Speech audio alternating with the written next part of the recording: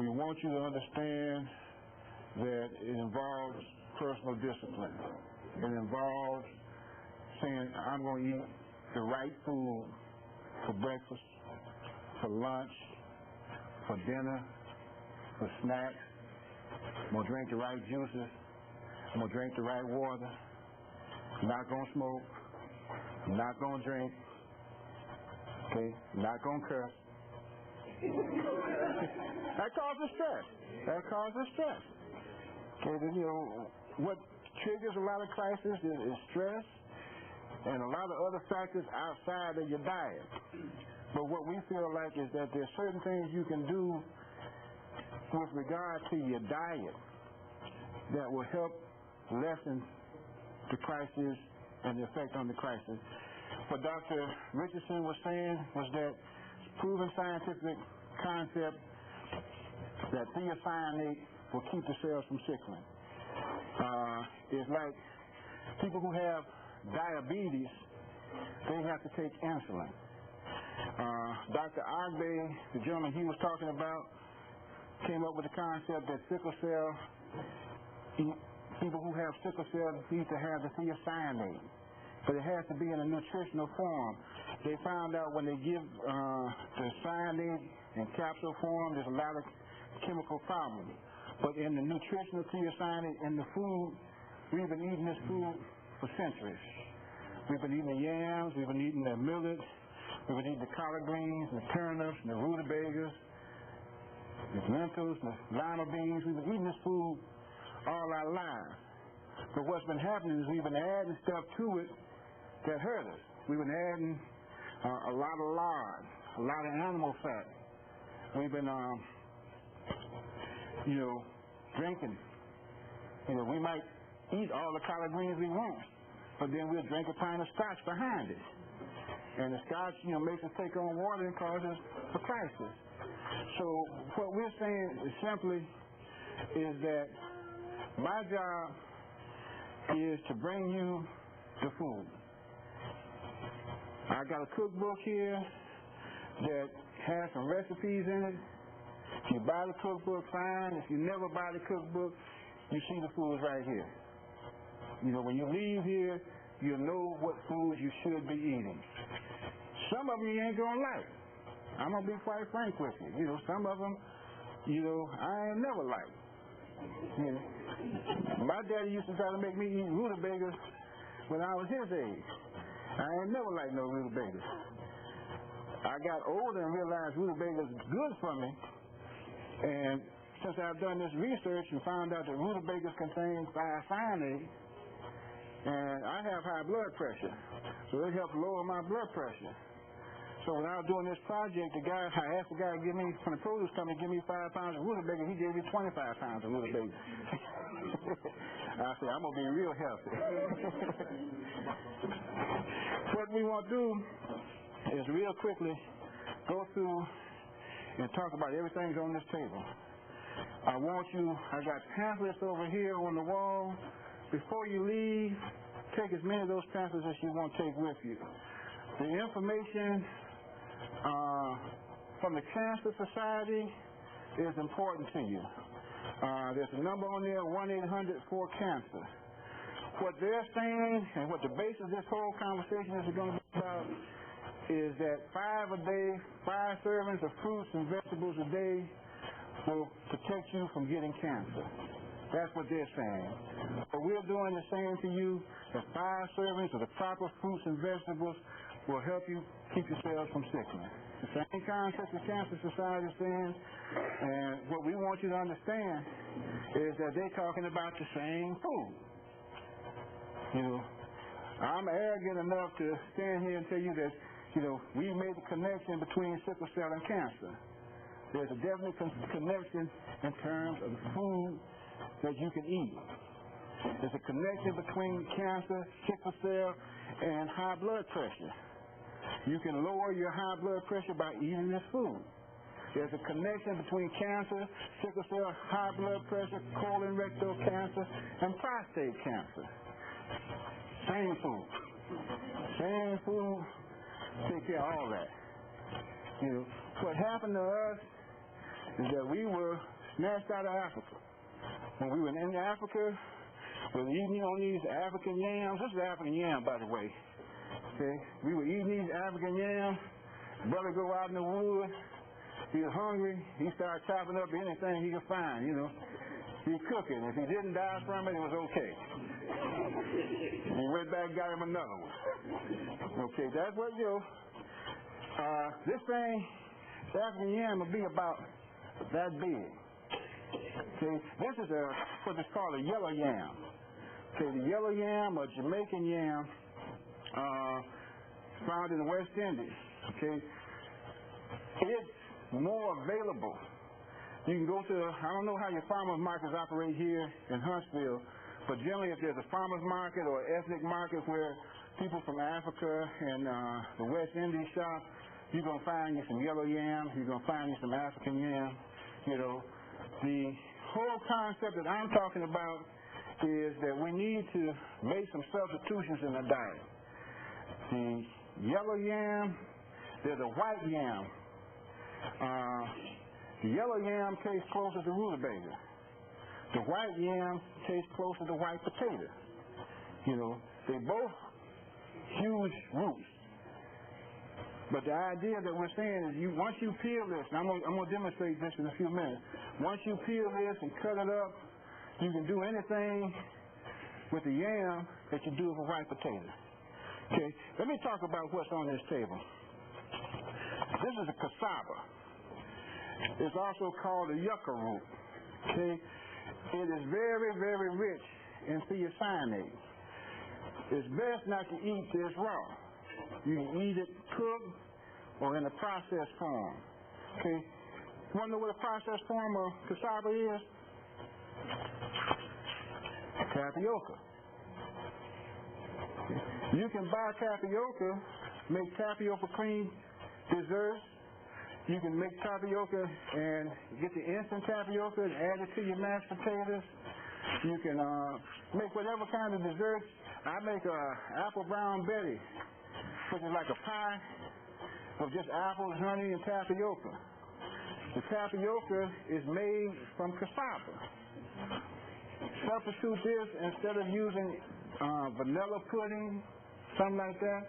Start playing around with tapioca in terms of making desserts and things like that.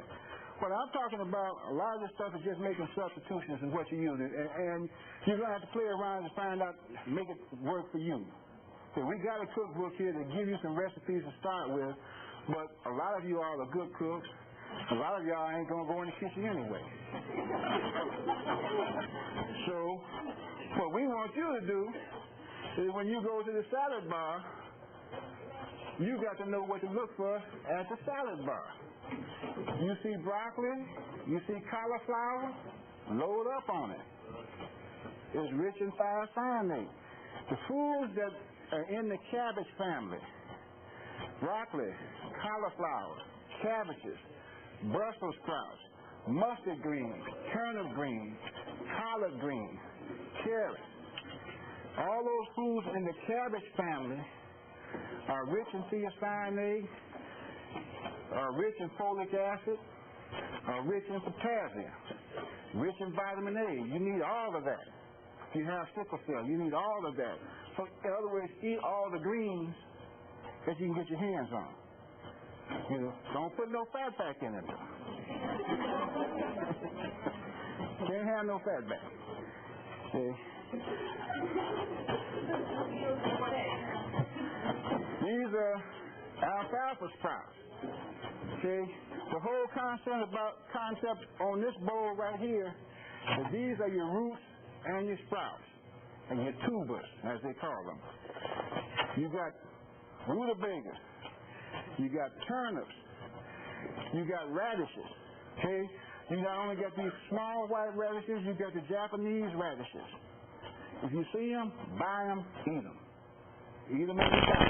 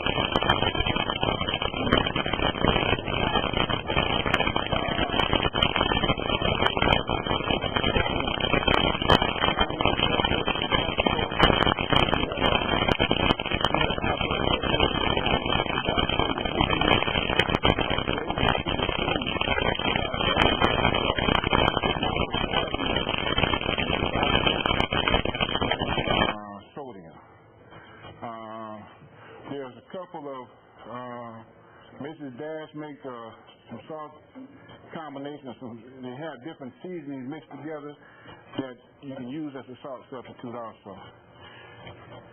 Asparagus was introduced to Europe by Moorish brother back when the Moors ruled Spain. He got all the Moors, he got all the Europeans to start eating asparagus. We don't eat asparagus now. Why?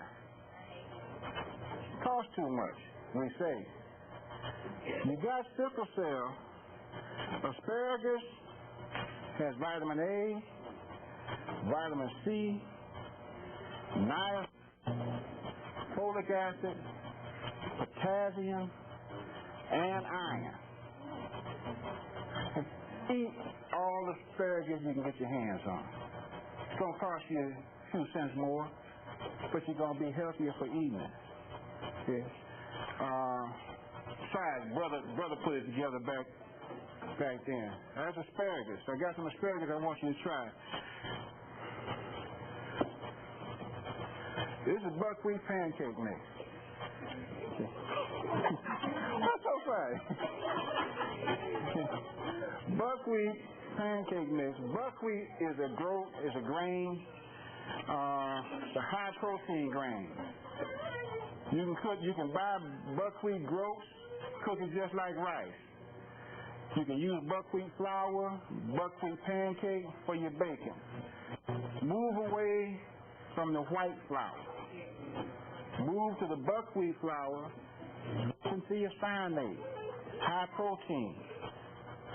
You follow me? I got something up here for you to try. Tastes pretty good. Okay, now this is sorghum syrup. Sorghum syrup, you can't find it everywhere, but you find it in health food stores. When I was on my way up here, I saw it in every Stuckey on the way up here. You know, for some reason, Stuckey's got all the syrups and stuff like that. But sorghum syrup has a high mineral content. It's also rich in thiocyanate. So, again, here's the concept. You're going to fix some pancakes in the morning, buckwheat pancakes, cut up a banana, put the bananas on top of the buckwheat pancake, throw you some sorghum syrup. Sorghum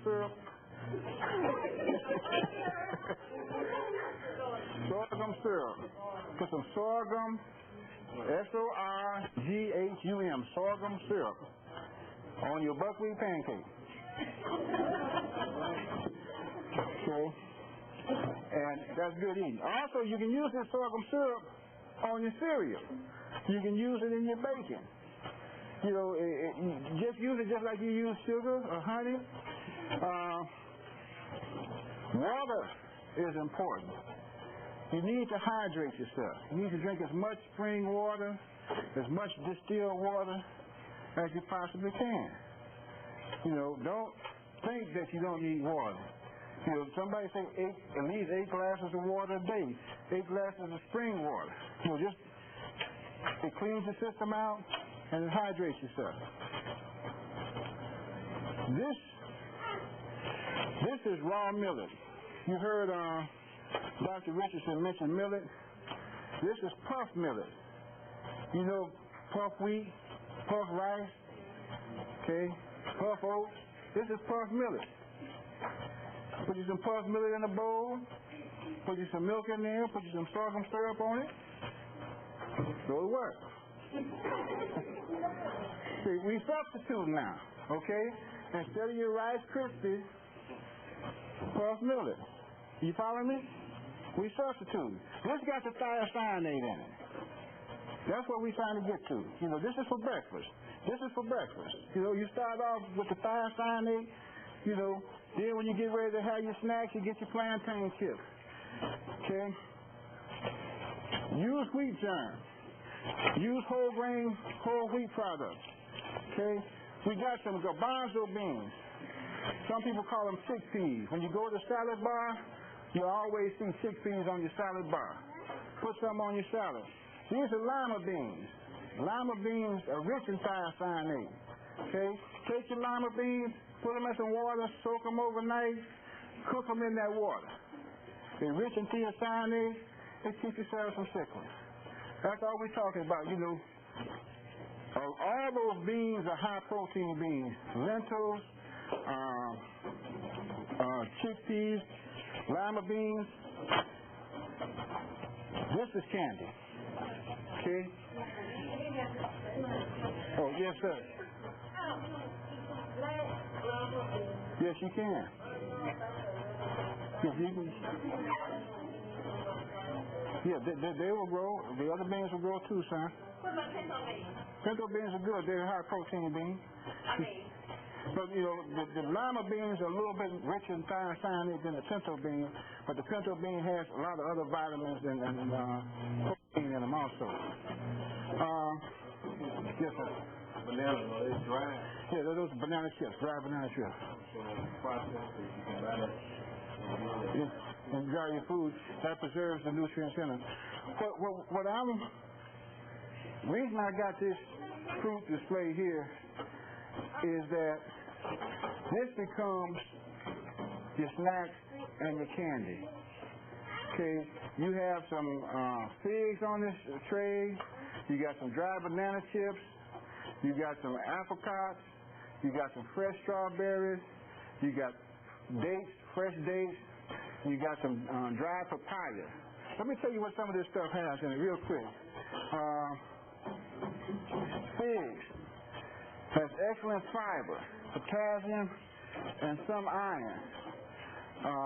Peaches, vitamin A and potassium. Plums, I don't have them on the table, but vitamin A and fiber. Strawberries, excellent vitamin C, folic acid, and potassium. On the list of foods rich in thiocyanate, you're going to find a lot of different berries. You're going to have strawberries, raspberries, elderberries, cherries, plums, peaches. I don't know what a salmon berry is, but it's on the list. I ain't never seen one, son. But the strawberry, the raspberry, and the cherry, and especially dry cherry, are rich in thiocyanate, rich in vitamin A, vitamin C.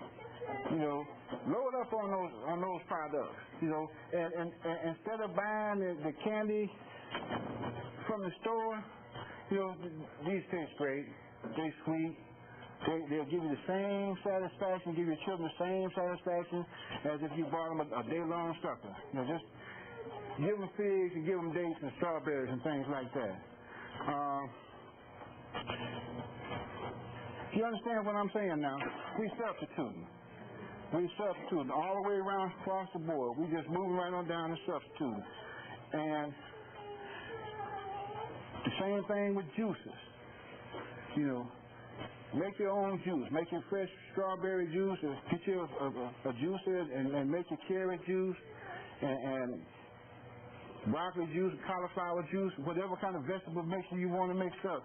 But drink plenty of fruit juices and vegetable juices. Move on.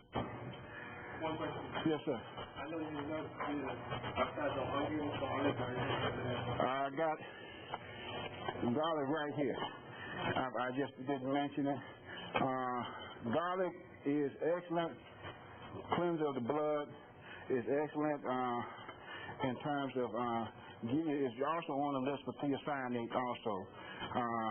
Not so much the onion, but the garlic is real good, especially if you have high blood pressure.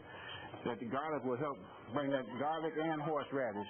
Horseradish is also on the list of foods rich in thiocyanate. Let me show you something real quick about these vegetables. This is the African yam. When you see it in the store, it's going to have a real coarse, looks kind of hard, and you're just going to take your knife, and it peels fairly easy. You should have some water so you can put it right in the water.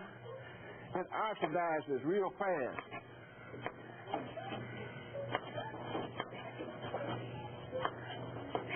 And I found that it takes some getting used to, but once you cut it, put it in some water, it won't turn colors as fast.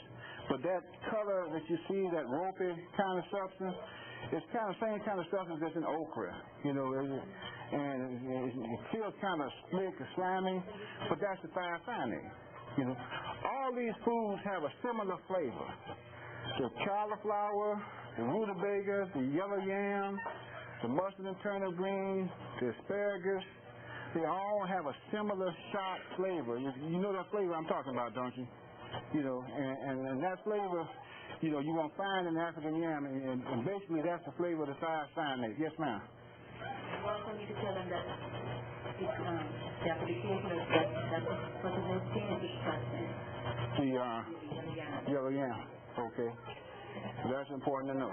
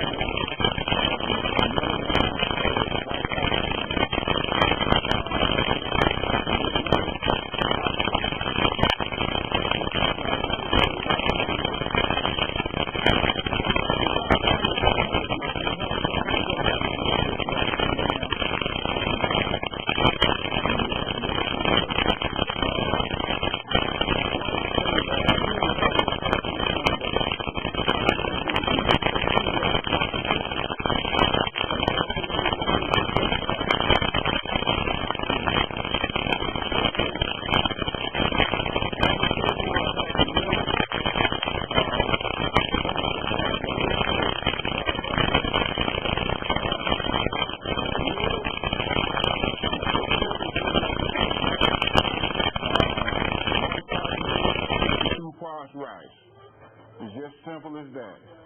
And, if you like gummy rice, you just make gummy millet. If you like firm rice, you make, firm millet. I have some rutabagas up here. I have some yellow yams cooked up. I have some buckwheat pancakes and sorghum syrup. I'd like you to, when we finish, just come by, try some of all of this stuff. Just taste test it. Like I say, some of it you may like, some of it you may not like. But I think the idea is for you to know what foods to purchase, what foods to buy. Let me see. I think I've covered most of everything I had to say. Yes, sir. What about meat groups or meat supplements? Okay. This diet is not a vegetarian diet. And what I'm trying to say is that you need protein. You can get that protein from your white meat chicken and dark meat chicken. Cut back on the red meat. But because you're using some food, you need some protein to combine with these foods. So a lot of the beans, a lot of the peas, peanuts will give you that added protein. But, you still need to eat seafood. You still need to eat some poultry to give you that extra protein. And if you can cut back on the red meat, try to do so. Any other questions? Yes, ma'am. Salad dressing. I'm glad you mentioned salad dressing. Make me back up for a minute. Animal fat. You should try to eliminate the animal fat, the oils that especially lard. Everything that I've read tells me that olive oil is the best oil for your digestive system. Okay, olive oil, however, does not blend well with certain vinegars or certain combinations. So the next oil, I think it's back in the back, is canola oil. I don't think I brought it up here. But canola oil is a very good oil. Is trying to think of the word I want. Is thank you, ma'am. I love the assistant over there with it. Okay. I read something about olive oil. It's not as high as your regular vegetable oil and your saffron oil in terms of fat content. It's easier to digest. Basically, that's all I can tell you about it. And everything I've said, that the number one, in terms of getting your diet under control, the number one oil to put in your diet is the olive oil. Number two, canola, then corn oil, then safflower oil.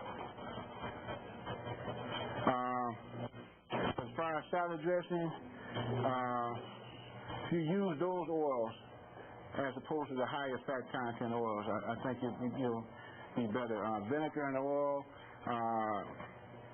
the apple cider vinegar, I think, is a cleanser of the blood. So if you want to mix some cider vinegar with some oil and vinegar and oil dressing, and if you want to emulsify them with a food processor, you get a little bit thicker. Yes, ma'am. So if you guys have that oil in your collard greens and turnip greens, you use one of those oils? That's a good question. Yes, you need some kind. Well, your smoked sausages, they've added nitrates and chemicals to that. I'm talking about where somebody is taking a piece of hickory and smoked up a turkey, and a lot of people think that's good to put in it. It adds a good flavor, but the nitrates from the smoke, it causes cancer. So if you want to add a meat flavor, just go ahead and throw a turkey leg in there. Or go ahead and throw it, the chicken or whatever, but stay away from the smoked meat. No. That, it's just no smoke. No smoke. Yes, ma'am. Well, vegetable oil, is a degree of fat content. I'm sorry, I think it's I can't think of the proper term I want to use, but you got from animal fat, which is a higher fat content, and then you're going down vegetable oil, and it's next to your beef oil.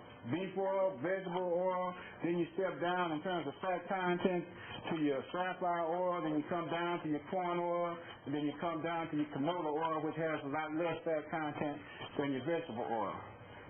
Vegetable oil is better than beef oil, and it's better than pork. But when you in terms of what's healthier and what's easier to digest and what's easier for your system to process. Yes, ma'am. What happens to the oil when it becomes hot? It like a lot of fried food. But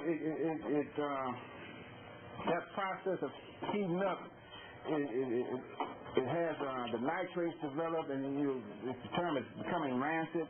The hotter that oil gets, the more the nitrates and the nitrites and the nitrites go to work. And, then you got to digest that because it stays with the food. And so what you want to do is cook in less oil as possible. The Oriental kind of cooking, they use a high heat, very little oil, and they sear their vegetables with a little bit of oil, and that process is good for you.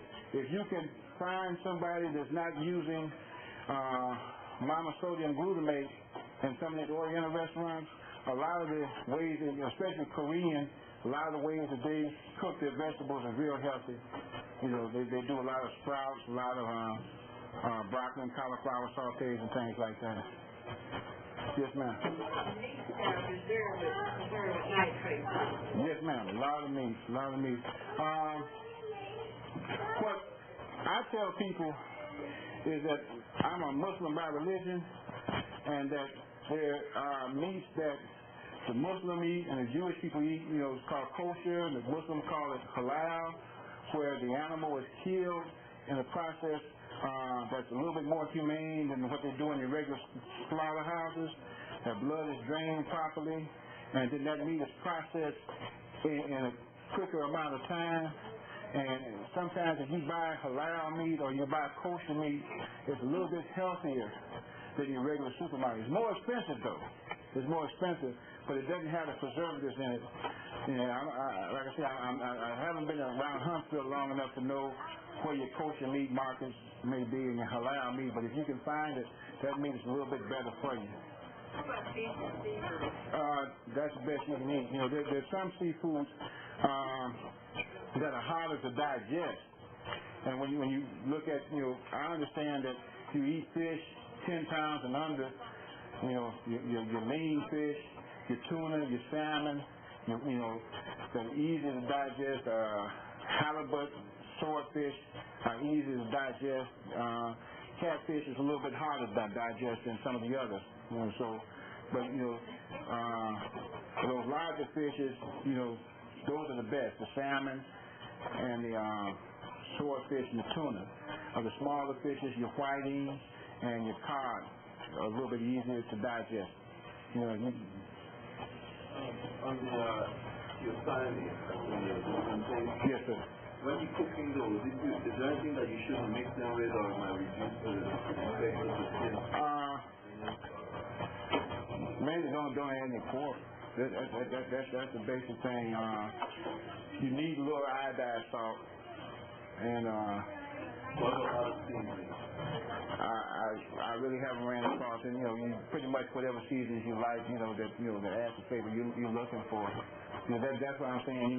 If you working with the food, once you find the flavor that you're looking for, just keep working with it. Anything new, it takes time working with it to get it right you want it. Anybody else? Yes, sir. Where can you find the African yam and cassava? Well, generally, I found them mostly in your international markets, wherever people from the West Indies or African shop, you generally can find the yams and cassava there. There's a farmer's market. The cassava will go under the name of yucca root sometimes instead of cassava. I found that if there's a large West Indian community or a large African community, you're going to find yams somewhere in the area. But, part of what I tried to do was say, okay, suppose somebody can't find African yam. Then there's a whole bunch of other food that they can eat besides the African yam. But, if you can get the African yam, that has the richest amount of thiocyanate. But, the buckwheat and the turnips and the rutabagas and the collard greens and the mustard greens, they also have the thiocyanate in it. Yes, sir. Yes, sir. Yeah.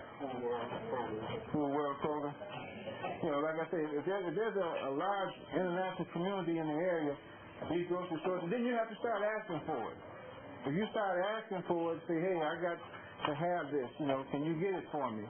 There are a lot of specialty grocers that approaches Kroger's and approaches some of the other grocery stores with these products.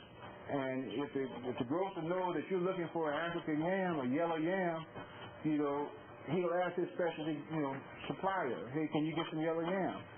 I got a couple customers asking for it. And eventually we got several supermarkets in Atlanta who started to carry it because we've been talking about these products for a while now. And so they're not as hard to find as they used to be. And all the health food stores carry the millet and the buckwheat and the sorghum syrup and those kinds of things. other questions? Yes, ma'am.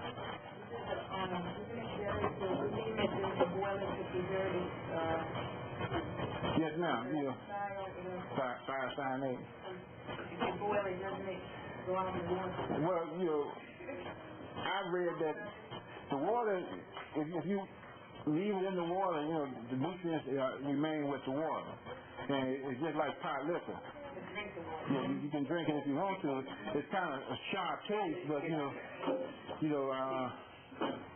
used to think my mama was crazy when she drank her pot liquor, but as I got older, I had to fight my wife for it now. Any other questions? All right. I got one thing I need to do, and then we finish it up. I don't do any presentation without doing my thing. Y'all help me out. It goes like this. Who can cook some chicken? Make it up yourself. And who can cook a bean pie melts right in your mouth? The cooking man can, 'cause he cooks with love and care, makes food taste good. Ladies and gentlemen, what I want you to do is, we got some plates up here, we got some juices up here. Pick up and try anything up here that you see you might be interested in. Just taste it. Taste the fruit, taste the broccoli and cauliflower, taste the cooked stuff. You'll find that they have similar taste. And the idea is that when you get home and you start experimenting, you probably can make it taste better than what I did today. Because I didn't try to jazz it up or anything. I just wanted to get you a basic idea of what things look like and what they taste like.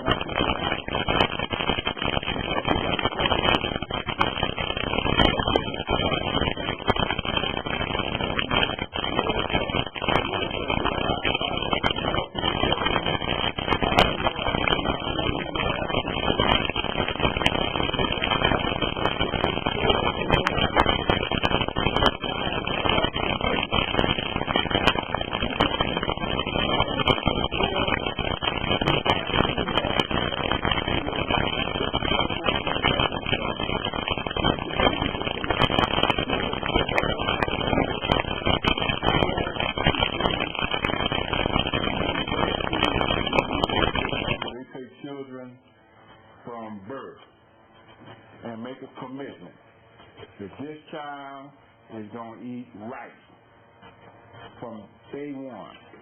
So eat all the food rich in thiocyanate from day one. And then we can start doing some studies. We're going to make sure they get thiocyanate for breakfast, thiocyanate in their food for lunch. And then we're going to see how many crises they have, how severe are the crises. But we know that we made a commitment to giving this child a healthy diet. And that's all I'd like to see happen. And y'all inviting me here and talking about it is a step in that direction. And I want to thank Ms. Ross and Ms. Baxter for inviting me, because it's really important that we share this information. And anybody else have any questions? So come on up and get some of this food. Get some of the literature. I got all kinds of literature over there. Buy a book. It's commercial. I'm gonna do a commercial. Buy a book. Some juice up here. Get some juice.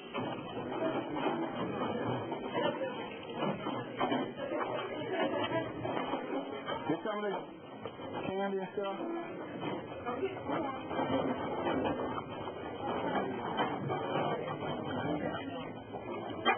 He's doing his homework. Yes, sir. Yes, sir. You in Panama? Yeah, well, you know about that, don't you? Yes, sir. Yes, sir. That's the whole thing. You think I can go right in my door? He said he grew in his backyard. Not here. No. What is that? That's what this is. These are cassava chips here, and this is plan. I don't have a plan coming on the table, but and what you need, the potassium and everything. I grew up in the farm, so I guess I got a lot of that stuff. Yes, sir. You got it. You know, I tell you, my dad used to make me eat rutabaga, man. I do. I got putting the fat back in. I was brought up in the fat back. Yeah, what's this?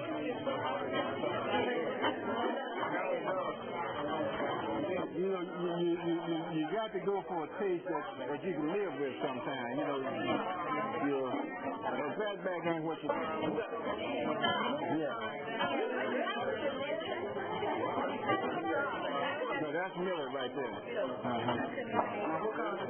That's the orange juice. Those are dates. Go ahead and get one. Can you get any kind of juice? Yeah, big jar of pig jelly when I went home for the family reunion. It was great.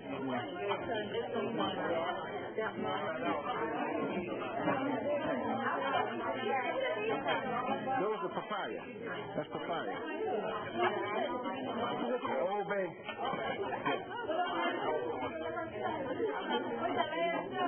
Old Bay. I never had no supermarket. OLDBA. And train the children to eat it. We're going to use this instead of food. You see what I'm saying? Tell me, young man.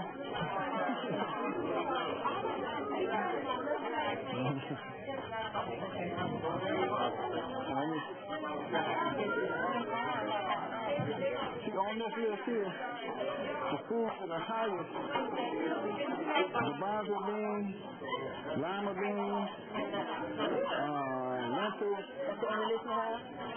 The other was in the book.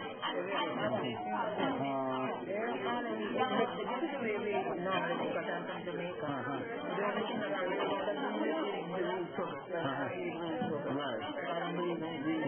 It's poison. Yeah, I believe in like honey or so. Right. Well, most of my oil is olive oil or avocado. Right. Now, I haven't had to try the avocado, but somebody was telling me about that the other day. It's real good. It's really cool.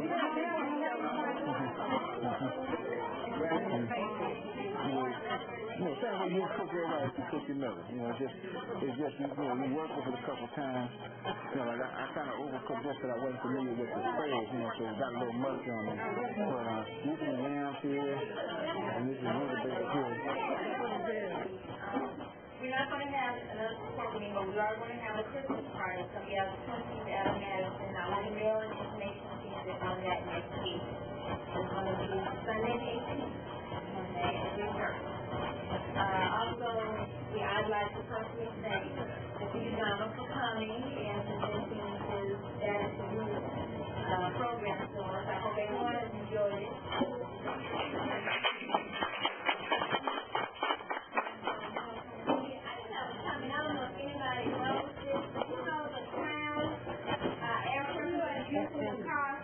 Have everybody heard about that? Plan with making those. They're making $1 million off black people. Yeah. You see those crowns? Yeah, that's all right now.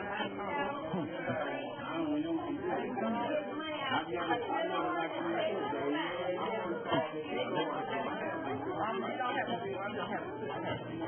didn't cook any sweet potato. I figured y'all know how to cook sweet potato. It's the same demonstration. I wouldn't change one thing. They'd be better for us. And so that's what we're trying to get to. We say, hey, try this, eat this, cook it up like you like it. That's what I want to know.